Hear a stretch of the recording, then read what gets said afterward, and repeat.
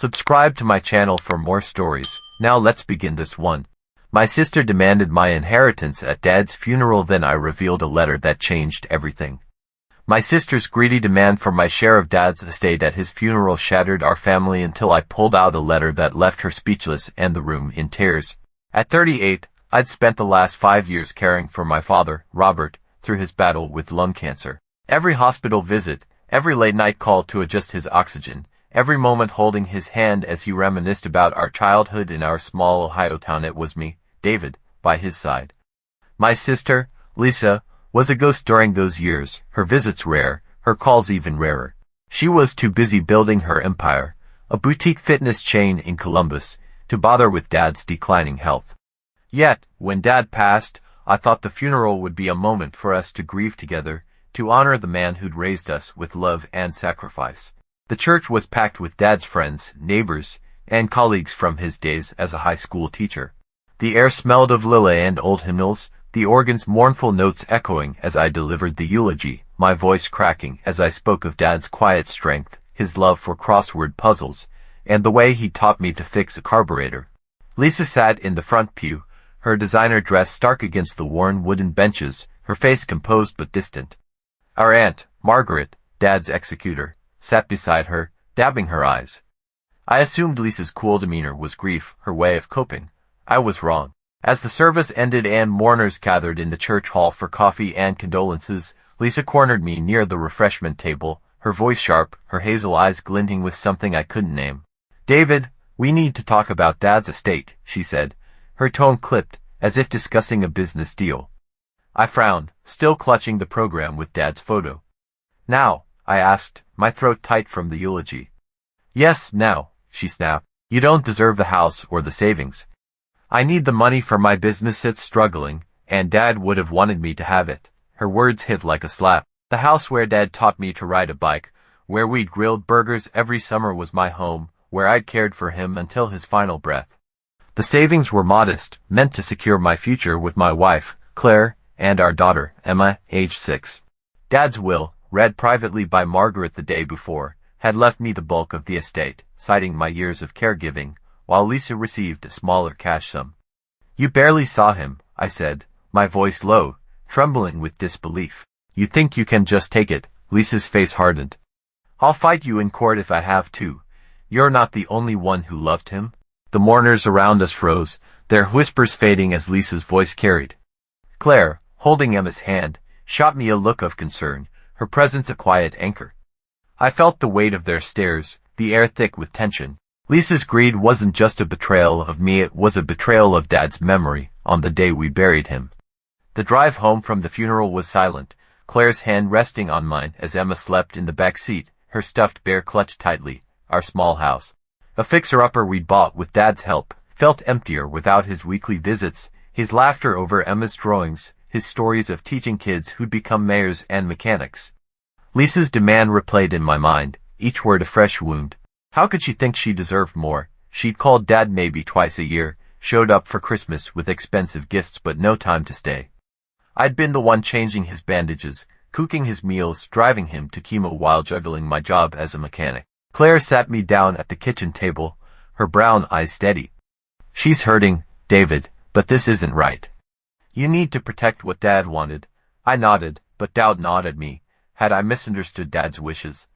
Was I being selfish? I pulled out the will, rereading the clause where Dad named me the primary heir for unwavering care and love. It was clear, but Lisa's threat of a lawsuit loomed. I couldn't afford a legal battle, not with a mortgage and Emma's school fees. The next day, I found a sealed envelope in Dad's old desk, tucked among his teaching awards and faded photos. It was addressed to me in his shaky handwriting, labeled for David, "When you need strength." He'd given it to me weeks before his death, during a quiet moment when he'd squeezed my hand and said, "You're my rock." "Son." I hadn't opened it, too raw from his passing, but Lisa's ambush changed that. I slit the envelope, my hands trembling, expecting a sentimental note. Instead, it was a letter, 2 pages long, written in Dad's meticulous script. The letter wasn't just a farewell, it was a reckoning. "David," Dad wrote, "I know Lisa will fight you for the estate. She's always been driven by ambition, not family. You were there when I needed you, every day, while she chose her business over my bedside. The house and savings are yours because you earned them with love, not greed. He detailed her absence, missed hospital visits, unanswered calls, even a $10,000 loan she'd borrowed for her gym and never repaid, promising to make it up when her business took off. The final line gutted me. Lisa, I forgive you, but learn from this. Don't let pride destroy what's left of our family. I sat back, stunned. Dad had known Lisa's nature, had seen her drift away long before his illness. The letter wasn't just a defense of his will, it was a plea for her to change, a warning she'd ignored. I called Margaret, who confirmed the letter's authenticity. He wrote it a month before he passed, she said, her voice heavy. He worried Lisa would hurt you. Armed with the letter, I felt a flicker of resolve, but also grief. Dad's love for Lisa hadn't wavered, even as she'd failed him. The family gathered a week later at Margaret's house to discuss the estate, a tense meeting Lisa had demanded. She arrived with a lawyer, a slick man named Mr. Harper, who rattled off claims about undue influence on Dad's will. Relatives, cousins, uncles, even our estranged Aunt Carol listened, some nodding at Lisa's tearful plea about her struggling business. Claire squeezed my hand under the table, Emma drawing quietly beside her, unaware of the storm. I waited until Lisa finished, her voice rising with indignation. David doesn't need the house, she said.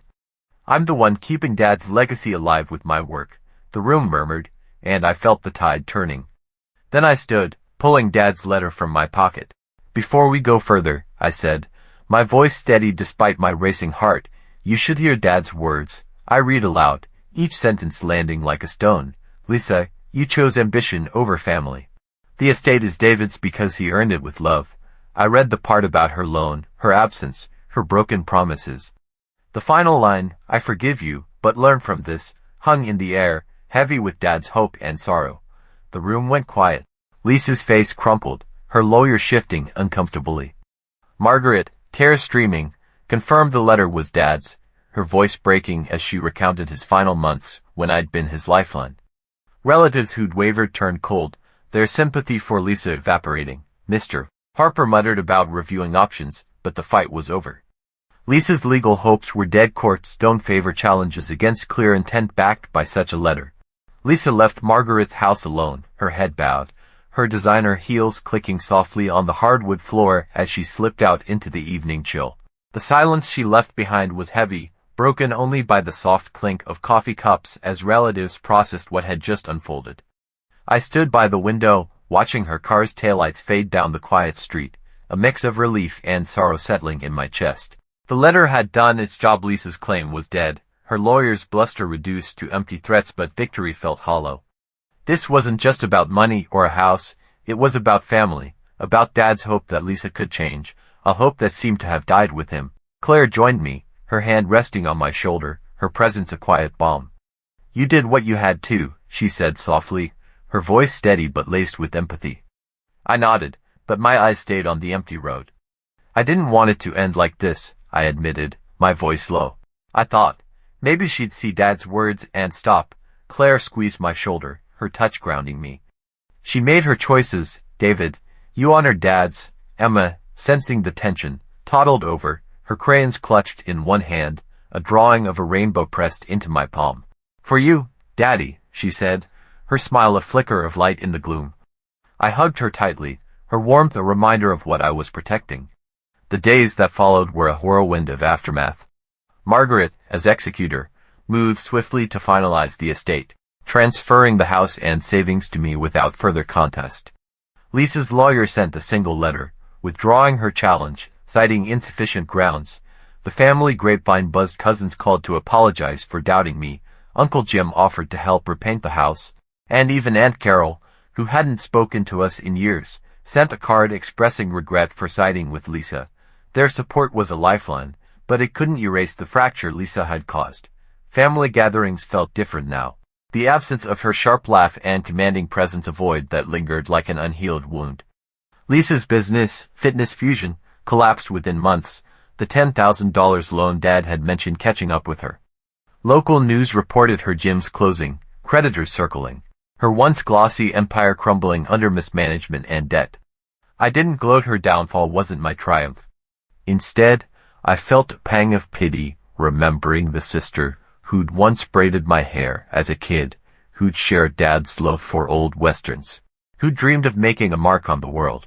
Where had that Lisa gone? Had ambition swallowed her whole, or had Dad's illness exposed a selfishness that had always been there?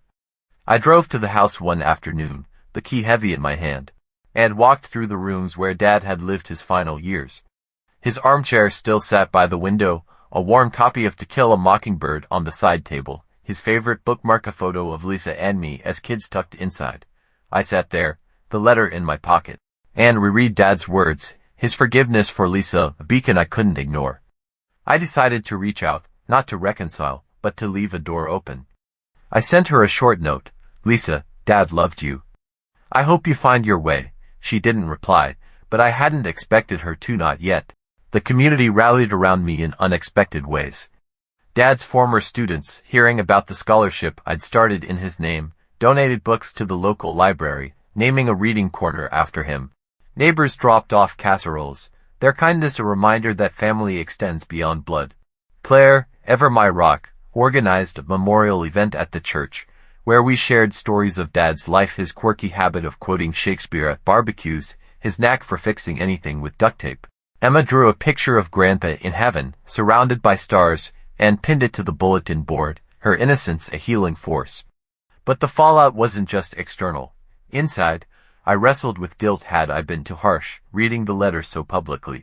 Claire, sensing my turmoil, sat me down one night after Emma was asleep. You didn't break the family, David, she said, her voice firm. Lisa's choices did. You protected Emma, me, and Dad's wishes. That's strength, not cruelty. Her words eased the weight, but the scar remained, a reminder that love doesn't always mend what's broken. 2 years after the funeral, I stood in Dad's old garden, now a vibrant tapestry of roses and lavender Claire had planted with Emma's eager, dirt-streaked hands. The late spring air was warm, carrying the hum of bees and the sweet scent of blooms, a stark contrast to the sterile church hall where Lisa's betrayal had unfolded. Emma, now 8, chased butterflies through the grass, her laughter a melody that filled the house with life again. Claire knelt nearby, pruning a rosebush, her hair tied back, her smile a quiet promise of the future we were building. The house, once a battleground, was ours now, not just a structure but a sanctuary of memories. Dad's laughter, Emma's first steps, Claire's late-night talks over tea. I leaned against the old oak tree Dad had loved, its branches heavy with new leaves, and pulled his letter from my pocket, the paper worn from countless readings. It wasn't just a defense of his will, it was a map of his heart, charting his love for me, his sorrow for Lisa, his hope for our family. I'd framed a copy for Emma's room, a reminder that her grandpa's love endured, even through pain. The scholarship in Dad's name had grown, funding books and tutoring for kids in our town, his legacy as a teacher living on in their curious eyes. Lisa's shadow lingered, though. A year after the confrontation, she'd sent a letter, her handwriting shaky, mailed from Cleveland. I was wrong, she wrote. Dad saw it, and I didn't listen. I'm in therapy, trying to understand why I hurt you. I'm sorry, David. The words were raw, unguarded, a glimpse of the sister I'd once known. I didn't reply immediately, the wound still tender, but I kept her letter beside Dad's, a pair of truths I wasn't ready to reconcile. Months later, I learned she'd started over, teaching yoga at a community center, her empire gone but her spirit, perhaps, finding a new path. I sent her a photo of Emma in the garden, no words, just a gesture, a crack in the door I'd closed. She responded with a simple thank you, and I felt a flicker of hope, not for the past, but for a future where we might meet as siblings again, not adversaries. Claire stood, brushing dirt from her hands, and joined me under the oak, her arms slipping around my waist. Penny, for your thoughts, she asked, her voice warm, her eyes searching mine. I smiled, tucking the letter away. Just thinking about Dad, I said. And us. How we made it through, she nodded, her gaze drifting to Emma, now sprawled in the grass, sketching a butterfly. We're stronger than we knew, she said, and I pulled her close, her warmth a shield against the echoes of Lisa's betrayal. The confrontation at Margaret's had been a breaking point, but it wasn't the end. It was a beginning, a chance to rebuild on truth, not greed. I thought of Dad's final days, his hand in mine, his voice weak but clear. Take care of what matters, David. I had Claire, Emma, the house, his memory. Lisa's actions had tried to fracture our family, to turn Dad's love into a weapon. But they'd only sharpened my resolve, showing me that strength isn't in winning, but in honoring what's true. One evening, as the sun dipped low, painting the garden in hues of gold, Emma ran to me, her latest drawing in hand, a picture of our family, with Grandpa as a star above us. "He's watching, right, Daddy?" she asked, her eyes wide. I knelt, hugging her tightly. "Always, kiddo," I said, my voice thick. Claire joined us, her hand in mine, and we stood together, the garden alive with Dad's presence. Lisa's greed had tested us, but Dad's letter had saved us, not just the estate, but our faith in love, in family, in the enduring power of truth.